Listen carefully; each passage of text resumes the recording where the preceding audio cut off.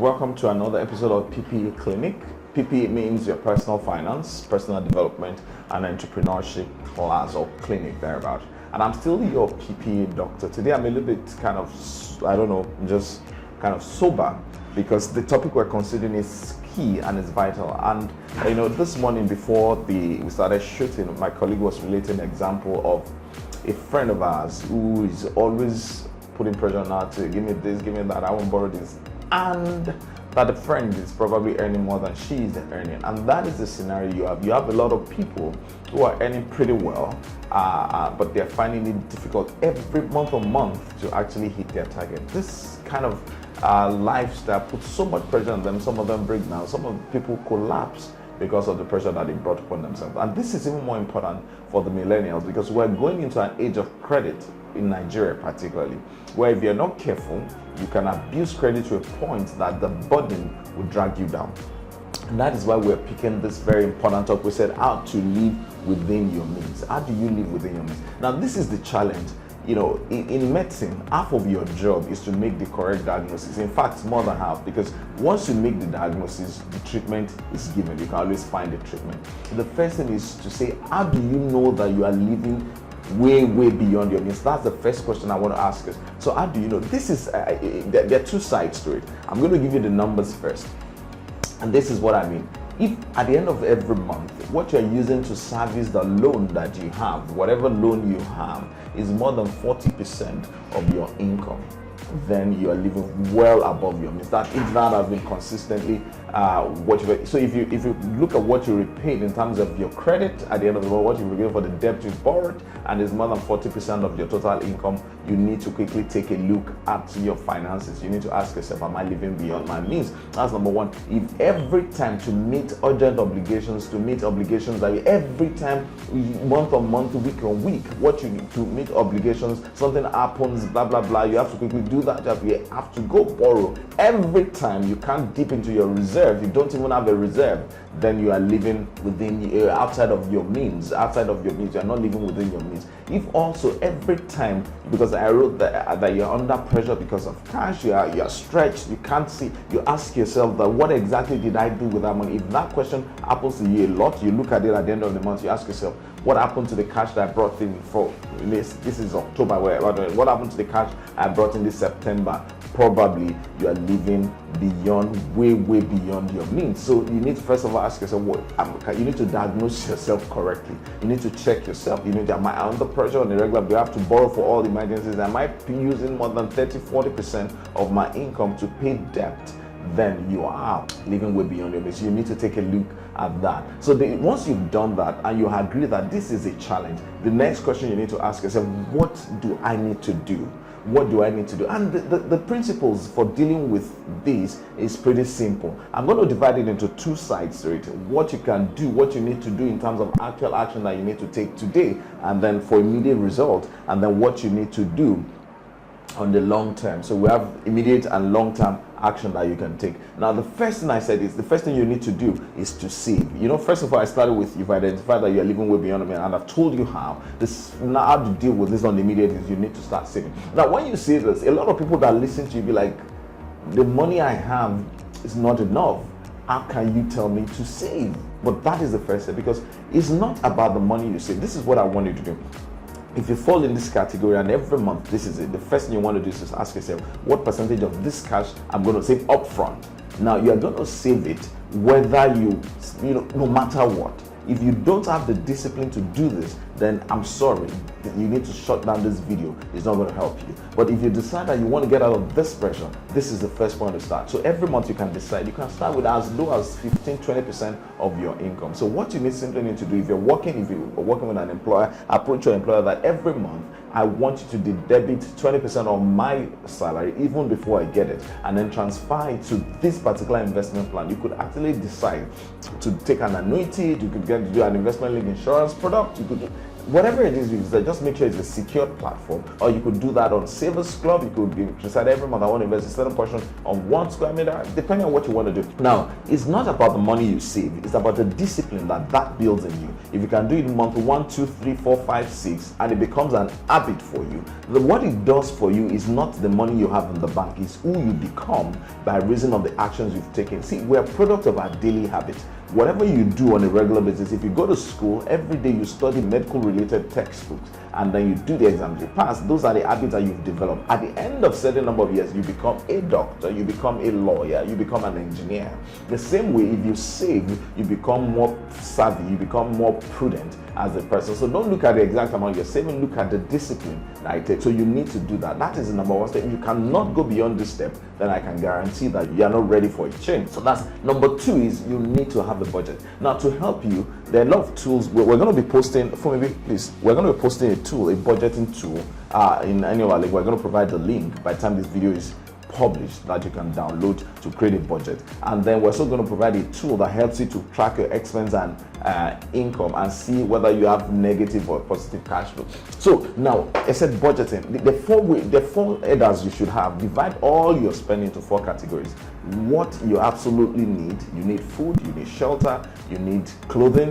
When I say clothing, I'm not talking about shabby or party dresses. I'm talking about the simple shirt you want to wear to work so that you don't go naked. Need clothing, just like the normal Maslow hierarchy of need. Now, those ones are the ones, in mind you have saved first. So when you're budgeting, give priority to those ones. Now, the second category of things you will put in your budget is good to have. You don't need them, but it's good to have them.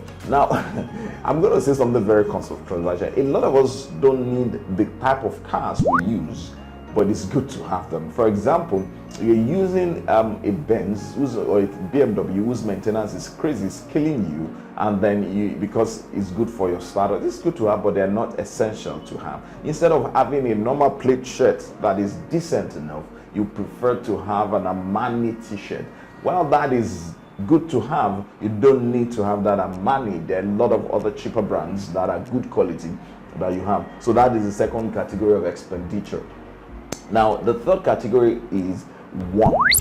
What you want. You don't need it. It's not safe. Yeah, it's okay to have it, but it's not absolutely important you have it, but you just want it. You want to go to club, you want to go to a vacation, you want to go, if you don't go to vacation, by the way, you are not going to die. You know, you want to go to movies, you want to go to this, you know, the kind of things that you want to do, you know, that not necessarily, like, if you don't do them, nothing is going to happen to you except a dent in your ego. And then the fourth category is the things you absolutely don't need. The things you absolutely don't need. You don't need to go spend 100,000 in the club. You don't need to buy that, to live in that house that is 5 bedrooms. You know, I know a couple with one child who would actually skill themselves or stretch themselves to live in a 4-bedroom duplex in an environment that is way too expensive for their budget, because they want to impress their colleague, because they feel that the status that they, and I meet them every day, from smart financial people to dumb people, you meet all of them saying the same thing. I need to be in this place. Why do you need to be in this place? Well, it befits my status.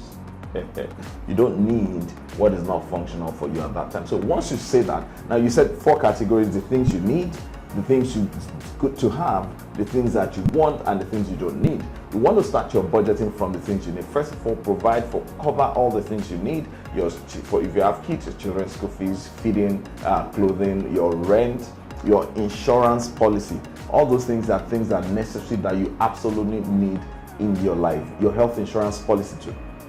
Once you do that, then you go to the things you want, and then if you do that, mind you, you've saved, you go to the things that are good to have rather than the things that, yeah, I just want it. You know, once in a while you just want a cup of coffee, once in a while you just want a bowl of ice cream, once in a while you just want to go to what do you call it, this kind of exotic restaurant, a Chinese restaurant or whatever it is. But so you start budgeting. Once you cover your need, then move to the good to have, then move to the want, and then move to the I don't need, I don't care, I can waste it after you have saved.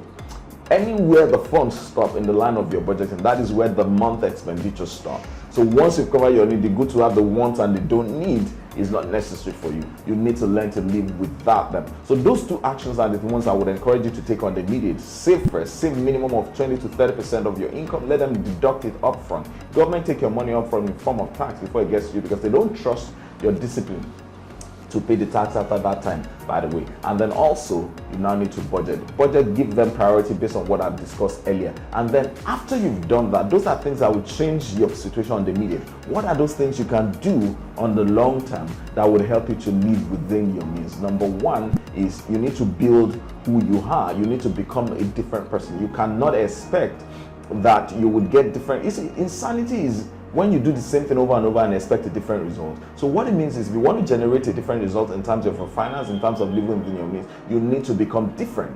You need to do things differently. So what are those things you can do on the long term that will help you? So I said number one is increase your income. Number one, increase your income. How do you mean? You need to ask yourself, can I get extra source of income? It is not the income that is going to help you. It is who you become when you stretch yourself beyond where you are now. When you decide as a person that, look, you know what, I earned this from my 8 to 5 or 9 to 5 job. I want to learn how to create hands on digital media or social media themselves. I want to learn how to do this craft. It is the discipline that you put into it that changes you as a person, that makes you different, and that is more important than the cash. At the end of the day, it is who you are that will produce the results you have in your life. So I'm more interested for you now in doing those things because of what you will become by the reason of those activities. So you want to actually get additional skill, you want to get additional knowledge, you want to stretch yourself a little bit more. Maybe you can work a little bit extra, and then maybe you can work more than the 40 hours, 8 to 5, Monday to Friday. You want to say every Saturday you want to go to that, take a class in an extramural. There are quite a number of options that you could. So that's number one. You need to also change your company.